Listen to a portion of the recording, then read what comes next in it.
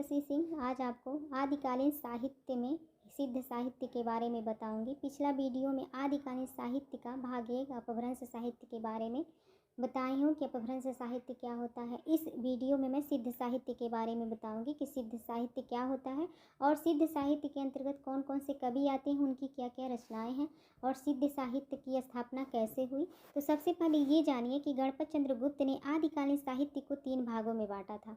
ये जो गणपत चंद्र गुप्त हैं ये आदिकालीन साहित्य को 3 भागों में बांटे थे। पहला जो है वो धर्म आश्रित साहित्य थी, दूसरा जो है वो राज्य आश्रित साहित्य थी और तीसरी जो है वो लोकाश्रित साहित्य थी। पहली जो है धर्म आश्रित का मतलब ये होता है कि जो ग्रंथ धर्म को आधार बनाकर लिखे गए हों उनको धर्म आश्रित साहित्य कहते हैं, और जो ग्रंथ राज्य को आधार बनाकर, राज्य के राजा के शासनकाल को आधार बनाकर जो ग्रंथ लिखे गए हैं उन्हें राजाश्रित साहित्य कहते हैं। जो रचनाएँ या जो रचनाएँ लोकाश्रित यानी जनता को आधार बनाकर लिखी गई हों, जनता लोग जो समाज में क्या हो रहा है उसके आधार पर जो साहित्य लिखी गई हैं उसको लोकाश्रित साहित्य कहते हैं। तो धर्म आश्रित साहित्य के अंतर्गत 3 साहित्य आते हैं, सिद्ध साहित्य, नाथ साहित्य और जैन साहित्य। जैन साहित्य को रास साहित्य भी कहते हैं।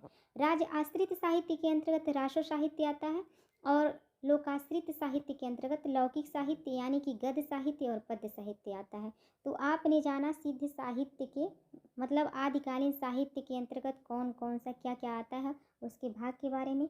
आगे जानते हैं कि सिद्ध साहित्य कहाँ से उत्पन्न हुआ, किस शाखा से, कैसे सिद्ध साहित्य की स्थापना हुई, कैसे सिद्ध लोग आए, कैसे 84 सिद्धों ने अपनी अपनी रचनाएं की। उसके बारे में जानने से पहले आप थोड़ा बौद्ध धर्म के बारे में जान लीजिए कि बौद्ध धर्म क्या होता है।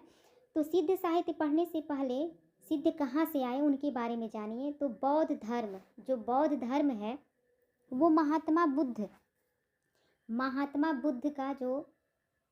बुद्ध ने बौद्ध धर्म की स्थापना की थी। तो बौद्ध धर्म महात्मा बुद्ध का ही एक देन माना जाता है। तो बौद्ध धर्म का जो समय काल था वो 500 ईसा पूर्व से प्रथम शताब्दी तक मानी जाती है, यानी कि पहले संस्कृत आई। हिंदी साहित्य के इतिहास में पहले संस्कृत आई फिर पाली आई। ये पाली ही बौद्ध धर्म में जो रचनाएं हुई वो पाली भाषा में हुई थी। तो बौद्ध धर्म की जो रचनाएं हैं वो पाली भाषा के अंतर्गत आती हैं, यानी कि बौद्ध धर्म जब जाते जाते आगे चलकर 2 शाखाओं में विभक्त हो गया। महात्मा बुद्ध ने जो उपदेश दिए थे और जो लोग बौद्ध धर्म में सम्मिलित हुए, जब आगे समय के साथ जब आगे बढ़े इस धर्म के लोग, तो आगे चलकर ये 2 शाखाओं में विभक्त हो गया बौद्ध धर्म। तो पहला जो है वो है हीनयान और दूसरा शाखा जो है वो महायान है। महायान से ही ब्रजयान शाखा बनी, ब्रजयान शाखा से सहजयान शाखा बनी, सहजयान शाखा से सिद्ध साहित्य बनी और सिद्ध साहित्य से ही नाथ साहित्य बनी। तो ब्रजयान जो है, महायान की शाखा ब्रजयान है। अच्छा, ब्रजयान जो है इसको मंत्रयान भी कहा जाता है, यानी कि महायान से जब ये ब्रजयान की स्थापना हुई, ब्रजयान संप्रदाय की, तो ब्रजयान में एक सरहप्पा नाम के जो कवि हैं वो इस शाखा से जुड़ गए, ब्रजयान शाखा से। और जब ये ब्रजयान शाखा से जुड़े तो इन्होंने इनका जब नाम वो था ब्रजयान शाखा में वो राहुल भद्र था। ब्रजयान शाखा में सरहप्पा का नाम राहुल भद्र था। चूँकि ब्रजयान शाखा का जो नियम था वो बहुत कठिन था, क्योंकि महात्मा बुद्ध का जो आप उपदेश पढ़े होंगे तो उसमें यह स्पष्ट है कि उनका नियम बहुत शुद्ध और सात्विक है। जो नियम वो लोग फॉलो किए हैं उस टाइम में वो नियम बहुत अच्छे से था और बहुत सात्विक था। तो ये वो जो था ब्रजयान में वही धर्म तो आ रहा था, उसी धर्म के अनुसरण करते हुए शाखाएं बदली लेकिन धर्म तो वही था। तो जब ब्रजयान में ये जो राहुल भद्र हैं इनको ये ब्रजयान का जो नियम था वो बहुत कठिन लगा। क्यों लगा? क्योंकि ये जो राहुल भद्र हैं यानी कि सरहप्पा जी को प्यार हो गया था, प्रेम। इन्होंने एक बाण बनाने वाली कन्या से प्रेम हो गया था। राहुल भद्र जो है वो ब्राह्मण जाति के थे और जो वो कन्या थी, जो पहले तीर धनुष चलता था ना, तीरे धनुष से कोई भी युद्ध होता था तो तीर धनुष से होता था, तो जो बाण बनाया जाता था तो वही बाण समझिए, वही ये बाण है। तो बाण बनाने वाली कन्या से प्रेम हो गया था और राहुल भद्र जो थे वो ब्राह्मण जाति के थे और लड़की जो थी, जो वो कन्या थी, वो नीच जाति की थी। तो उसी के फलस्वरूप राहुल भद्र ने नए नियम का निर्धारण किया, यानी कि नया संप्रदाय बनाया जिसका नाम इन्होंने सहजयान शाखा रखा। ये जो सहजयान शाखा है ये राहुल भद्र का ही देन है।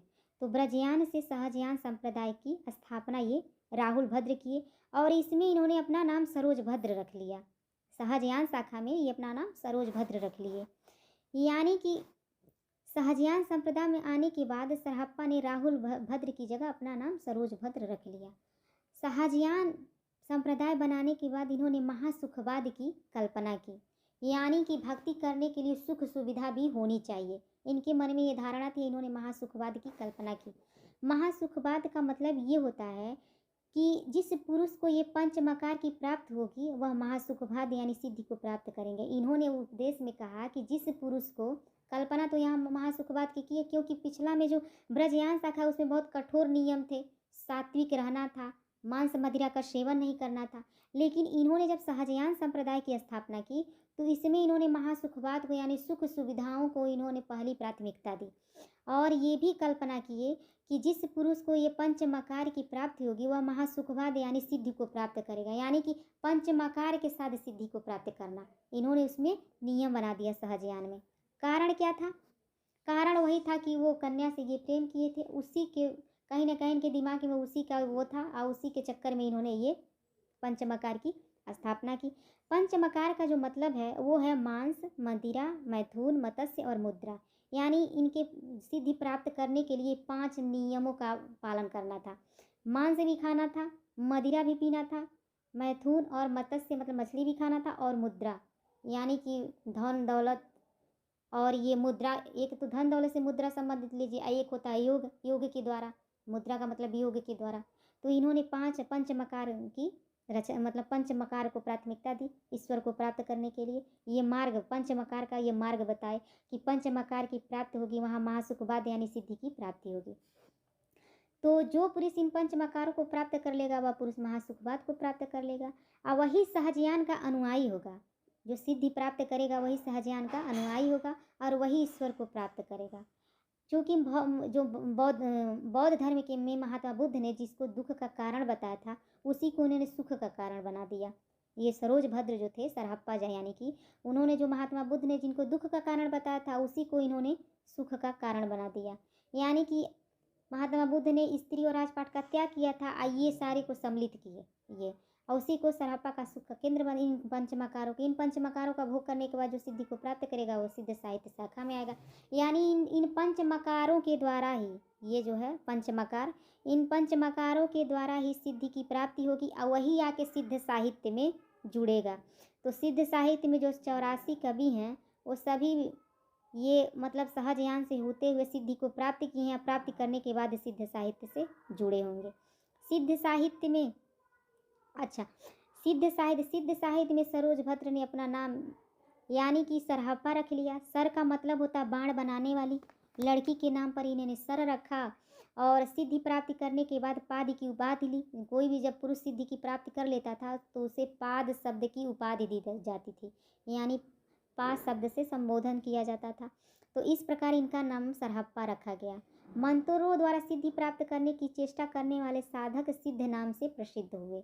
तो सिद्ध लोग अपने नाम के अंत में आदर्श यानी सम्मानजनक पास शब्द का प्रयोग करते थे।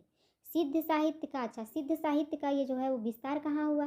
तो सिद्ध साहित्य का विस्तार नालंदा एवं बिहार का जो नालंदा है वहाँ और तक्षशिला विद्यापीठ मानी जाती है ये सिद्ध साहित्य का विस्तार।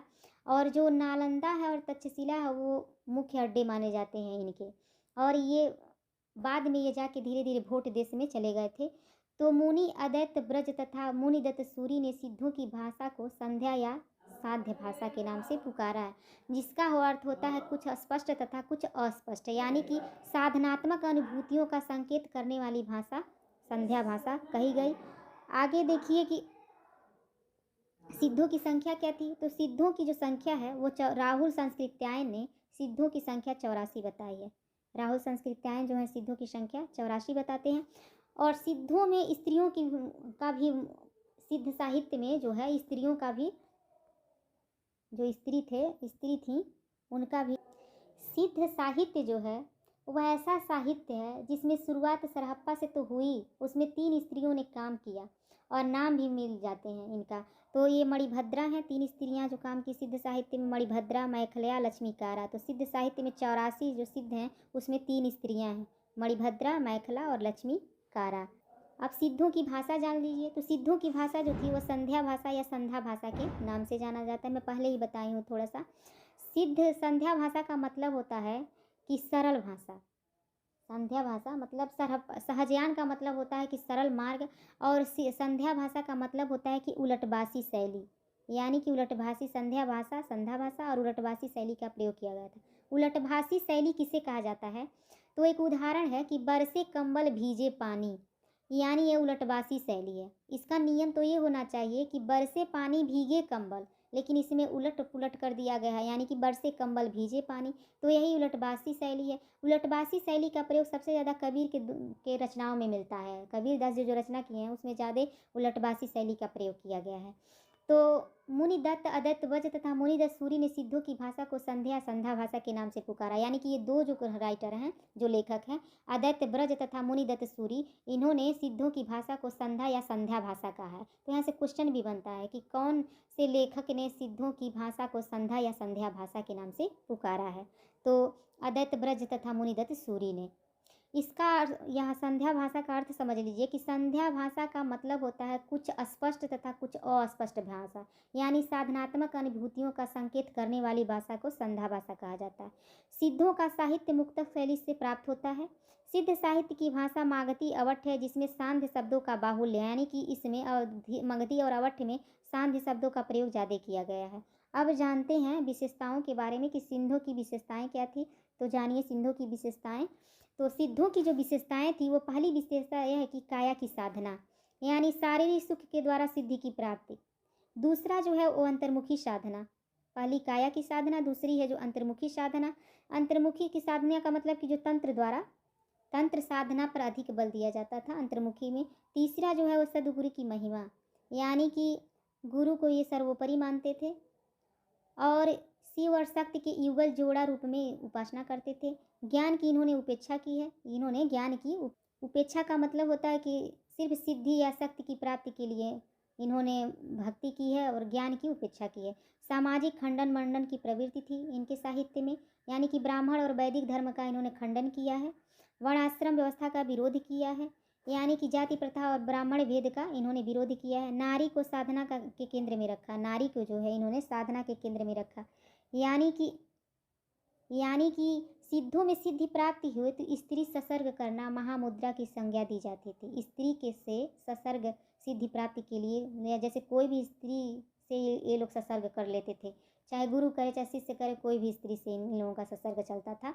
तो इसी के कारण गोरखनाथ ने सिद्धि संप्रदाय से घृणा आ गई थी उनको, ये सिद्धि संप्रदाय से, क्योंकि सिद्धि संप्रदाय उनके जो गुरु मतेंद्र नाथ थे वो सिद्ध साहित्य के अनुयायी थे। सिद्ध साहित्य में उन्होंने सिद्धि की प्राप्ति की थी। तो जब गोरखनाथ को ये मालूम हुआ, तो इसका नियम जो मालूम हुआ, तो उनको ये घृणा आ गई कि ये कैसा नियम कैसा। तो इन्होंने अपने गुरु को उबारा और सिद्ध साहित्य से हटकर इन्होंने नाथ साहित्य की स्थापना की गोरखनाथ ने, इसी के द्वारा।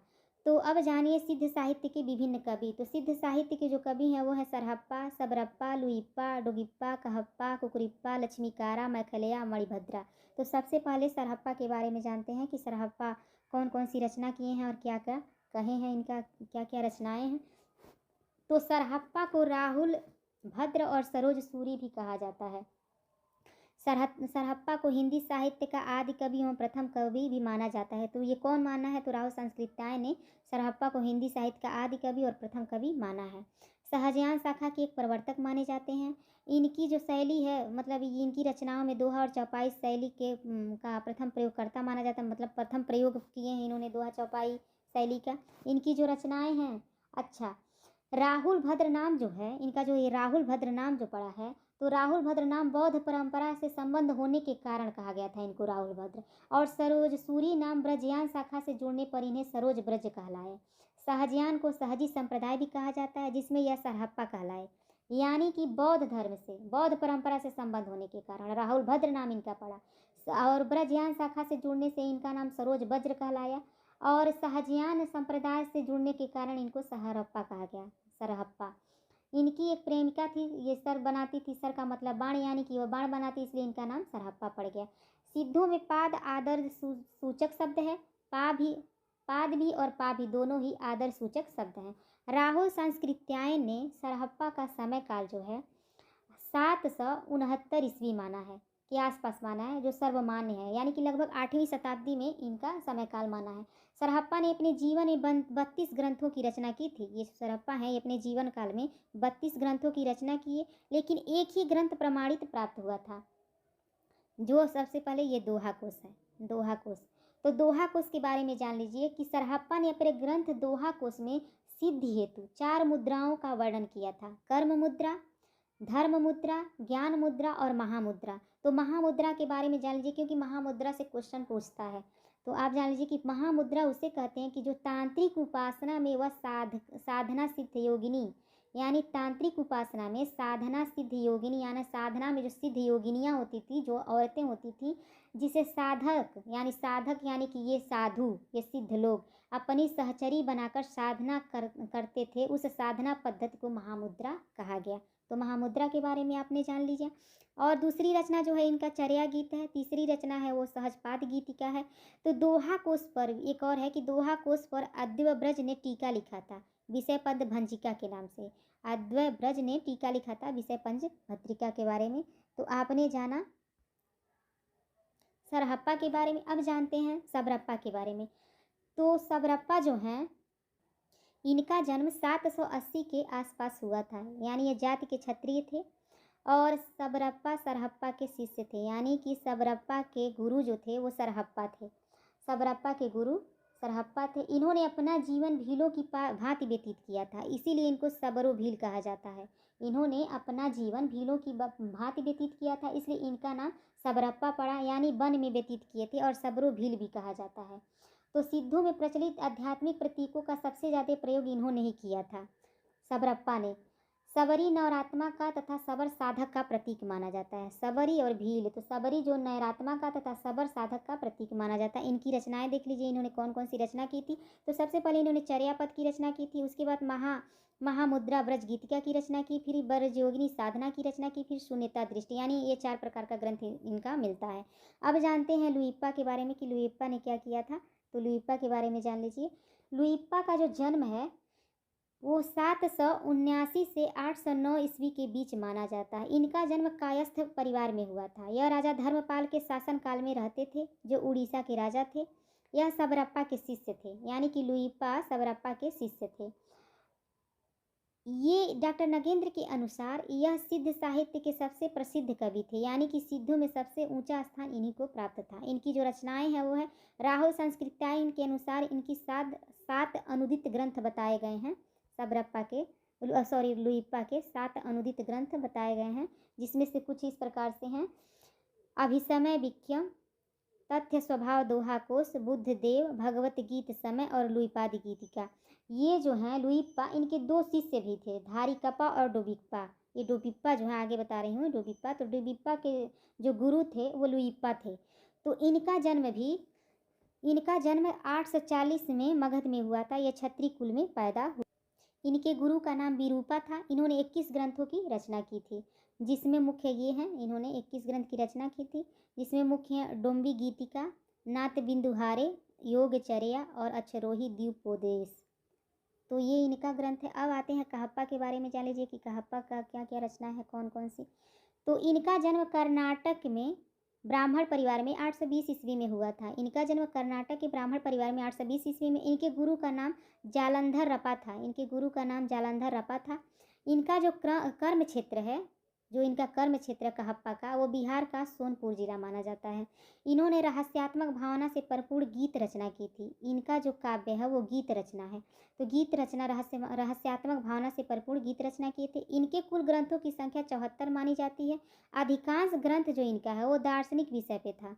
तो रचनाएं जान लीजिए। तो चर्या विनिश्चय इनकी रचना है। दूसरी जो है कहपाद गीतिका, जो साक्ष्य प्राप्त हुआ है उसी के आधार पर इनकी रचनाओं का वर्णन मिलता है कि इन्होंने कौन कौन सी रचना की है। अब आते हैं कुहिप्पा के बारे में, कुकुरुप्पा के बारे में। तो कुकुरुप्पा जो है, इनका जन्म कपिल वस्तु के ब्राह्मण परिवार में हुआ था। इनके गुरु का नाम चरपटिया नाथ था। अक्सर एक क्वेश्चन पूछता है कि चरपटिया नाथ किसके गुरु थे, तो वह है कुकुरुप्पा के, कुकुरिपा के। तो कुकुरिपा जो है वो चरपटिया नाथ के शिष्य थे। इनके ग्रंथों की संख्या जो है वो 16 मानी जाती है। इनके ग्रंथों की संख्या 16 मानी जाती है। आगे जो है वो है लक्ष्मीकारा, जो एक लेखिका थी, तो यह एक महिला लेखिका हैं। इनका जो ग्रंथ है वो अद्वैत सिद्धि, इनका ग्रंथ है वह अद्वैत सिद्धि। तो आपने जाना आज सिद्ध साहित्य के बारे में कि सिद्ध साहित्य की उत्पत्ति कहाँ से हुई, उसमें कितने कवि हैं, उनकी रचनाएं क्या हैं, रचनाओं के बारे में क्या क्या जानकारी मिलती है। इन सब से क्वेश्चन अक्सर पूछता है। तो आइए क्वेश्चन के बारे में जानते हैं कि कौन कौन सा क्वेश्चन कब कब पूछा है। तो शाहजहां के प्रवर्तक कौन है, तो वो हरप्पा हैं। जो यूपी पीजीटी 2012 में पूछा था। सिद्ध कवियों द्वारा प्रयुक्त भाषा कौन सी है, तो ये है संध्या भाषा। ये टीजीटी 2001 में पूछा था। अगला क्वेश्चन है राहुल संस्कृत्याय ने हिंदी भाषा का प्रथम कवि किसे माना है, तो यह है हरप्पा। ये 2004 में टीजीटी में क्वेश्चन आया था। अगला क्वेश्चन है कि हरप्पा का संबंध किससे है, तो सिद्ध साहित्य से है। ये टीजीटी 2011 और 12 में क्वेश्चन आया था। अगला क्वेश्चन है कि किस रचनाकारों की भाषा संध्या भाषा कही जाती है, तो वह है बौद्ध और सिद्धों की। यह यूजीसी नेट में 2007 में क्वेश्चन आया था। अगला क्वेश्चन है कि पुष्पदंत किस शताब्दी के कवि हैं। ये जो पुष्पदंत हैं वो किस शताब्दी के कवि हैं, तो ये हैं 10वीं शताब्दी के। यह भी यूजीसी नेट 2012 में क्वेश्चन आया था। अगला क्वेश्चन है कि दोहा कोश किसकी रचना है, तो है सरहपा की। जो यूजीसी नेट 2012 में भी क्वेश्चन आया था। अगला क्वेश्चन है कि सिद्धों की साधना में शून्य का पूरक तत्व था। जो सिद्धों की साधना में शून्य का पूरक तत्व क्या था, तो वह है ज्ञान। ये पीजीटी 2000 में क्वेश्चन ये आया था। अगला क्वेश्चन है कि सिद्धों में प्रचलित महामुद्रा शब्द का अभिप्राय क्या है, तो मैं महामुद्रा के बारे में आगे आपको विस्तृत बताई हूँ कि महामुद्रा किसे कहा जाता है, पंचमकार किसे कहा जाता है, यहाँ से क्वेश्चन उठाता है। तो ये है कि सिद्धों में प्रचलित महामुद्रा शब्द का अभिप्राय है कि सिद्धि प्राप्ति हेतु स्त्री के साथ संसर्ग करना। यह यूजीसी नेट 2017 में एक क्वेश्चन आया था। अगला क्वेश्चन है कि हिंदी साहित्य में आदिकाल को सिद्ध सामंत युग नाम दिया गया था, तो किसने दिया था, तो राहुल सांस्कृत्याय ने। अगला क्वेश्चन है कि सिद्ध साहित्य के अंतर्गत कौन सी 84 सिद्धों की साहित्यिक रचना आती है, तो तत्कालीन लोक भाषा हिंदी में लिखी गई थी। तो अगला क्वेश्चन है कि सिद्ध कवि सरहप्पा की रचना है, तो वह दोहा कोश। यह एनबीएस टीजीटी 2016 में क्वेश्चन आया था। अगला क्वेश्चन है कि सिद्ध साहित्यों की संख्या कितनी है, तो सिद्ध साहित्यों की संख्या जो है वो 84 है। यह एमपी असिस्टेंट प्रोफेसर में 2017 में ये क्वेश्चन आया था, जो 2017 में। तो आपने जाना आज सिद्ध साहित्य के बारे में। ये वीडियो आपको कैसा लगा प्लीज़ कमेंट ज़रूर करिएगा और प्लीज़ हमारे चैनल को सब्सक्राइब करिए। वीडियो देखने के लिए आपका बहुत बहुत धन्यवाद।